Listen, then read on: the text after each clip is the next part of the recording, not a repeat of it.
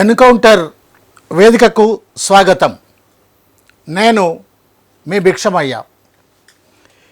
సుమారు 25 సంవత్సరాలకు పైగా ప్రముఖ దినపత్రికలలో అనేక పత్రికల్లో సబ్ ఎడిటర్గా పనిచేసినటువంటి సీనియర్ జర్నలిస్ట్, కవి, రచయిత, సామాజిక విశ్లేషకులు శ్రీ ఇంద్రవెల్లి రమేష్ గారు మనతో ఉన్నారు.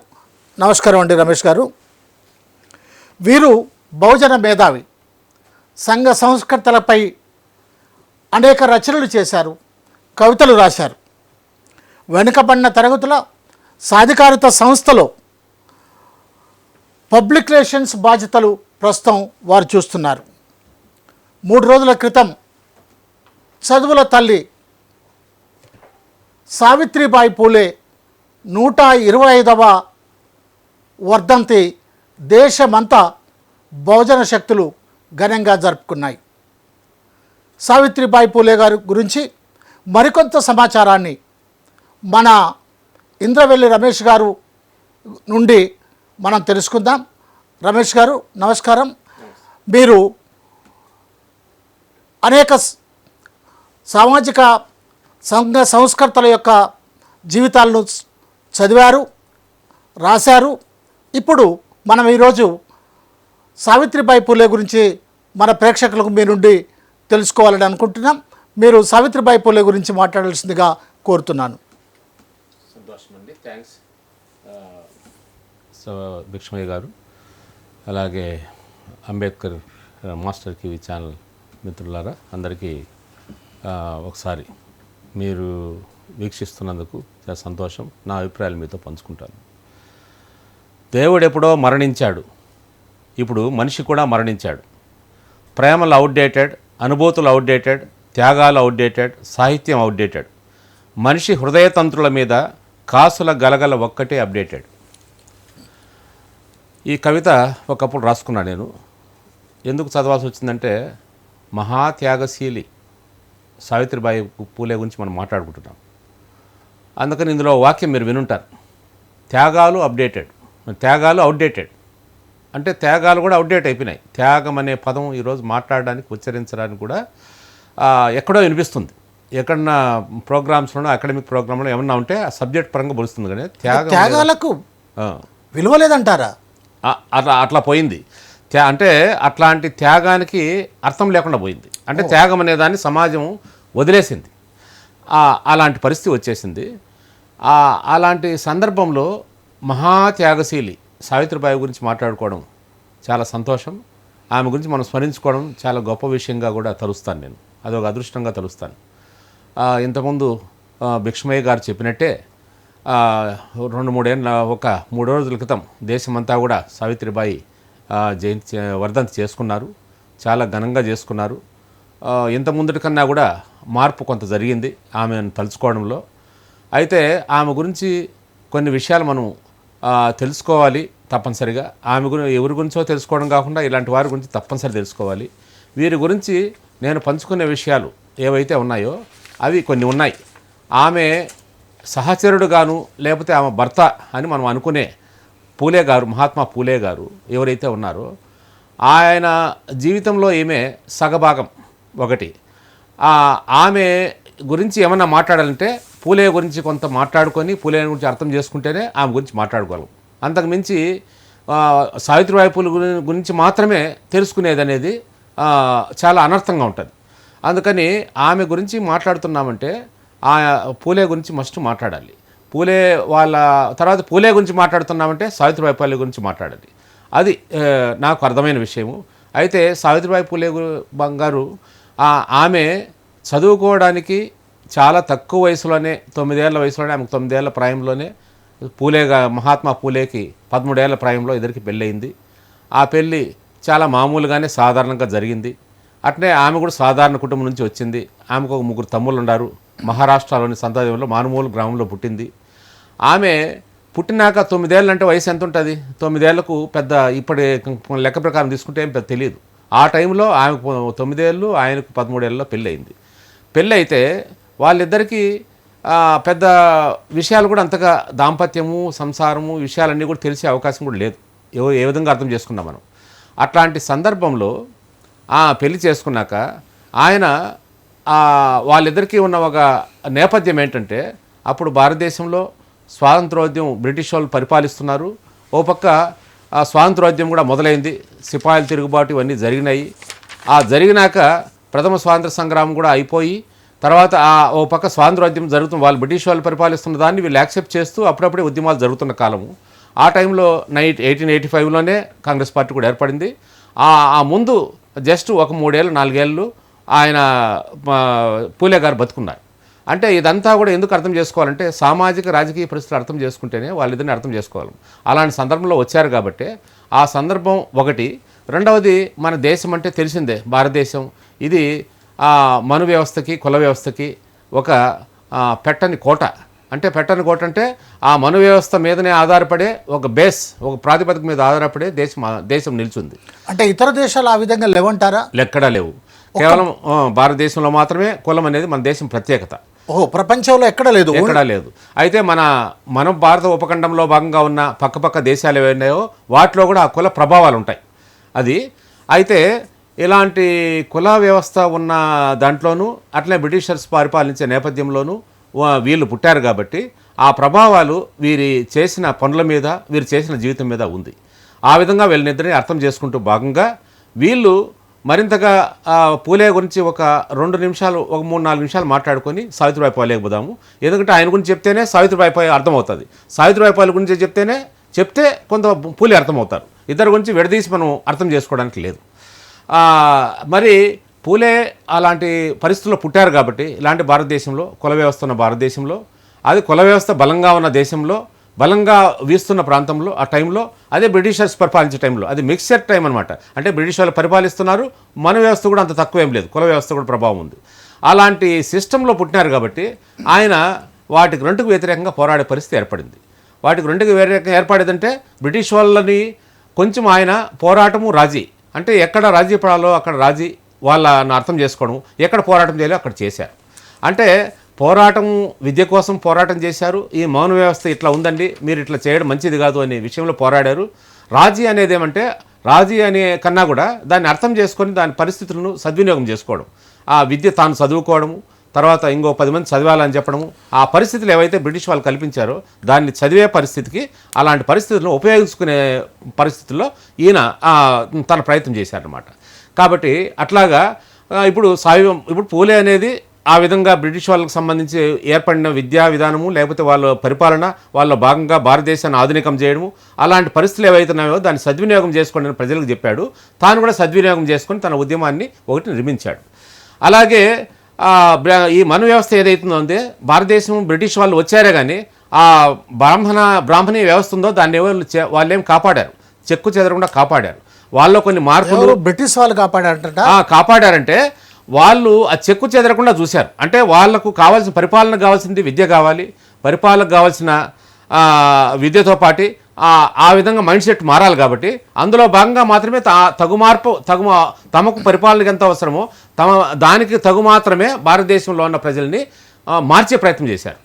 అంటే తప్పితే అంటే వాళ్ళ ప్రయోజనం ఇమిడి ఉంది. తప్పితే ఈ బ్రాహ్మణీయ వాళ్ళ ప్రయోజనం కోసం బ్రాహ్మణీయ భావజాలానికి వ్యతిరేకంగా వాళ్ళు ఏం చేయలేదు, అది లేదు. అంతేగాని బ్రాహ్మణీయ వ్యవస్థ మారాలని వాళ్ళకేం లేదు. వాళ్ళు వచ్చారు, తమ పరిపాలన సాగించుకోవాలి, తమ పనులు తమ వ్యాపారం నడవాలి. కాబట్టి దానికి వీళ్ళు చాలా ఫ్యూడల్ కాబట్టి వాళ్ళని ఎంతవరకు మార్చుకోవాలో అంతవరకు మైండ్ సెట్, అంతవరకు విద్యా విధానం, అంతవరకు కొన్ని పద్ధతులు వాళ్ళకు అడ్డంకి కాబట్టి వాళ్ళ అడ్డంకిలు తొలగించుకోవడం కోసం ఆ పని చేశారు. అది మనం అర్థం చేసుకోవాలి. సో అందులో భాగంగా ఆయన చేశారు. ఆ ఉద్యమంలో భాగంగానే వీళ్ళకు ఇద్దరు ఒకటి కావడం, పెళ్లి కావడం జరిగింది. ఇప్పుడు ఆ పాయింట్కి వచ్చినాం మనం. పూలే మరి సావిత్రిబాయి పూలే గురించి చెప్పుకోవాలంటే ఆ విద్య గురించి ఎంతమంది చెప్పుకున్నాం. విద్య విషయంలో 2 రకాల సిస్టమ్ అమలయ్యేది అప్పుడు భారతదేశంలో.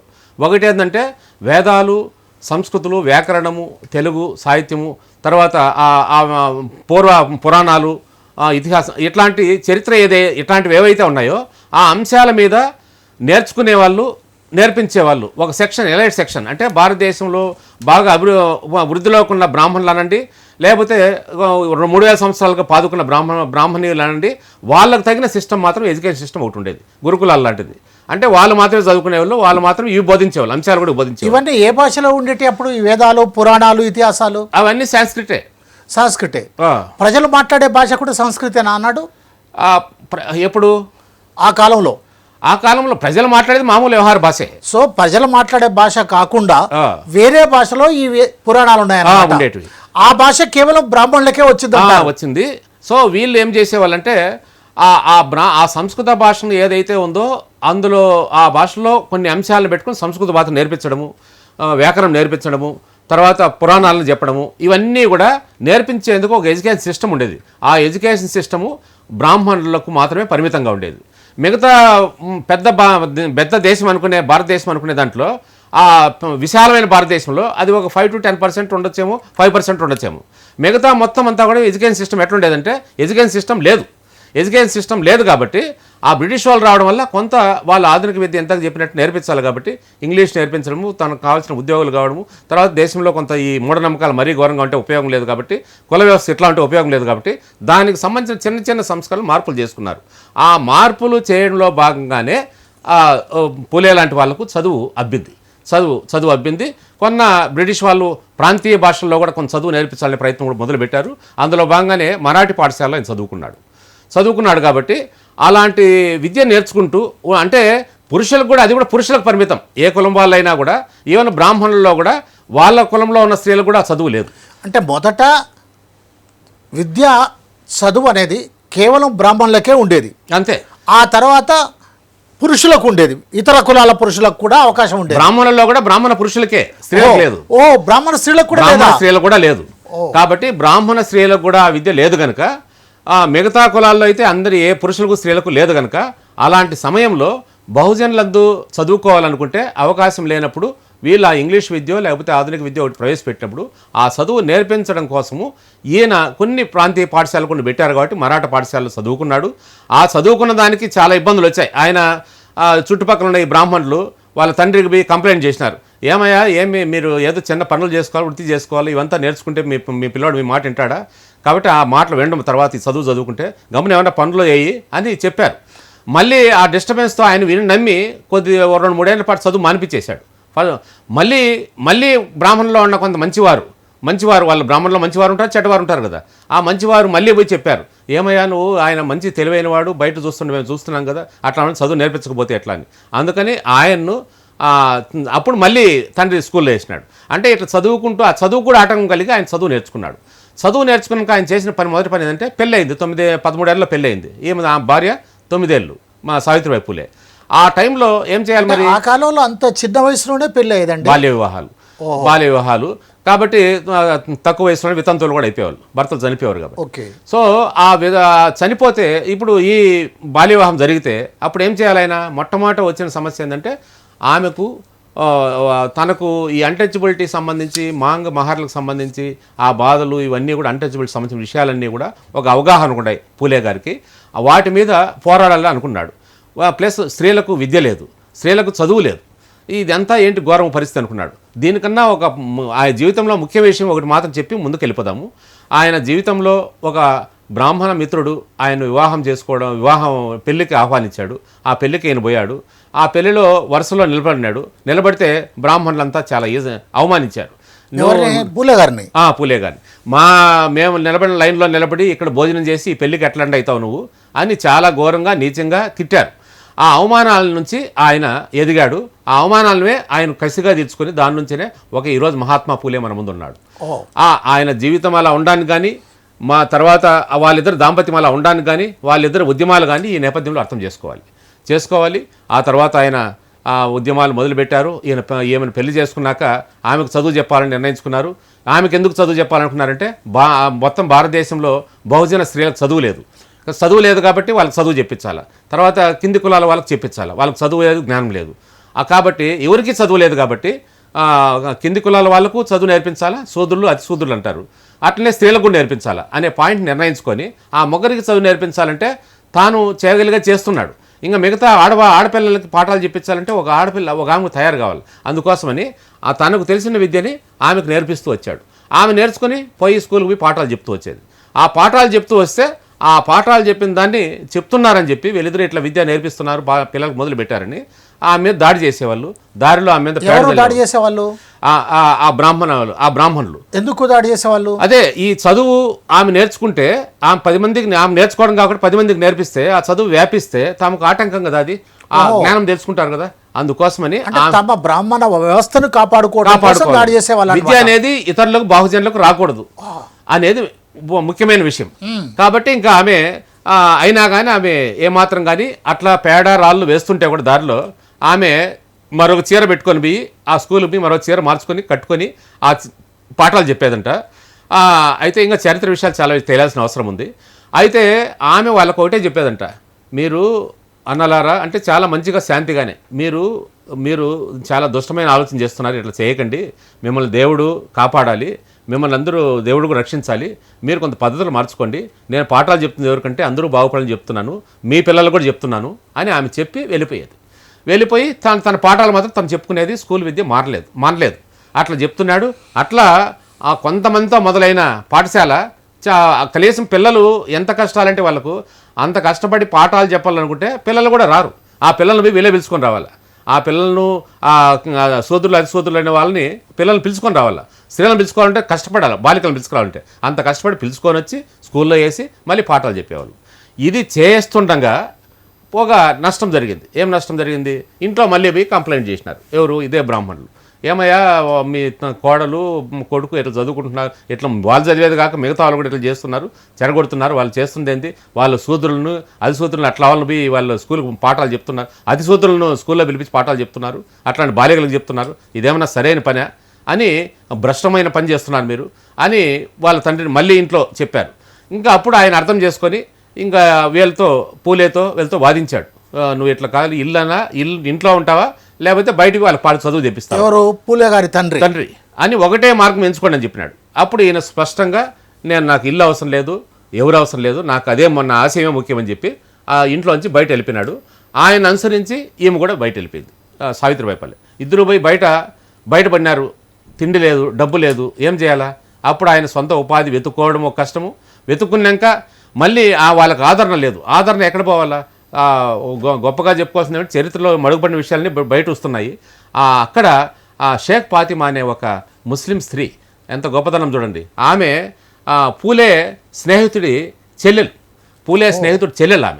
ఆమె ఆదరించి అయ్యో ఇంట్లోంచి బయట ధర్మేసిన ఎట్లా అంటే ఆమె ఇంట్లో ఆదరణ ఇస్తే ఆ ఆదరణలో భాగంగా ఆమె ఇంట్లో పెట్టుకొని కొంత ఆదరణ తీసుకునేసి మళ్ళీ తమ ప్రయత్నాలు ఉపాధి వెతుక్కుంటూ పనులు చేసుకుంటూ 18వ శతాబ్దంలోనే ముస్లింలు ఒక ముస్లిం ఫ్యామిలీ పూలే కుటుంబాన్ని తమ ఇంట్లో పెట్టుకుందన్నమాట. అంతే. అంటే ఎంత గొప్ప ఆదర్శం అంటారా? గొప్ప ఆదర్శము. అది చాలా చిన్న విషయం కదా అది. సో ఆమె ఆదరించడం వల్లే ఆమె ఆదరణ తీసుకునేసి ఆయన చేయాల్సిన పనులు చేసి తర్వాత ఉపాధి వెతుక్కొని తాము బతుకుతూ తిండి తింటూ ఇంకో పక్క స్కూల్ని ఆపకుండా ఆ స్కూల్ని అట్నే కంటిన్యూ చేసి ఆ ఒక్క స్కూలు రాను 10, 20, 30, 40, 50 అట్లా స్కూళ్ళు పెంచుకుంటూ పోయినారు. ఆ స్కూళ్ళలో ఏదైతే ఉందో ఆ స్కూళ్ళలో ఏవైతే దాని ఫలితాలు వచ్చినాయో ఆ విద్యార్థులు ఏవైతే తర్వాత కలెక్టర్లు పెద్ద పెద్ద ఉద్యోగులు అయినారో వాళ్ళ అంత కష్టాల మీద చదివించిన చదువు వాళ్ళు ఎవరెవరు ఎక్కడున్నారు ఏం చదివారనే విషయాన్ని పూణే మున్సిపల్ రికార్డ్స్లో క్లియర్గా ఉంది అనేది మనకు తెలిసిన విషయం. రికార్డ్ అయింది. ఇప్పుడు కూడా ఆ రికార్డ్స్ మీద చూసుకోవచ్చు మనం. అంటే భారతదేశంలో విద్య అనే దానికి బహుజనుల కోసం ఇంత వేలాది 90% పైన ఉన్న సోదరులు అతిసోదరులు సూదుర్లు కూడా కలిస్తే 90% పైన 95% పైన కూడా అనుకోవచ్చు. అంత శాతం ప్రజలకి, బహుజన ప్రజలకి, సూద్ర ప్రజలకి ఇంతమందికి విద్య నేర్పించి ఆమె తొలి టీచర్గా నిలిచింది. ఎందుకంటే అప్పుడు పాఠాలు చెప్పే స్త్రీలు లేరు, పాఠాలు వినేదానికి పిల్లలు లేరు. కాబట్టి ఆమె పాఠాలు నేర్చుకుని తన భర్త నుంచి ఆమె పాఠాలు చెప్పింది. కాబట్టి ఆమె తొలి భారతదేశపు తొలి మహిళా ఉపాధ్యాయులుగా ఉండడం మనం ఆయన జై కొట్టాలి ఆమెకు. అలాంటి ఈరోజు డిమాండ్లు కూడా వస్తున్నాయి.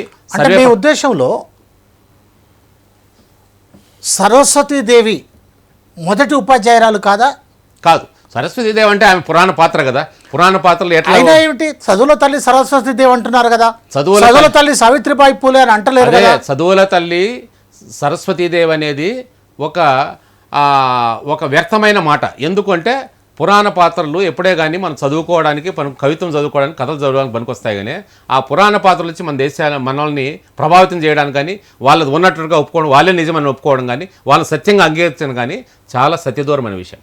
అంటే అసలు సరస్వతి దేవి ఎవరైతే వాళ్ళు అంటున్నారో ఆమె చదువుకోలేదంటారా?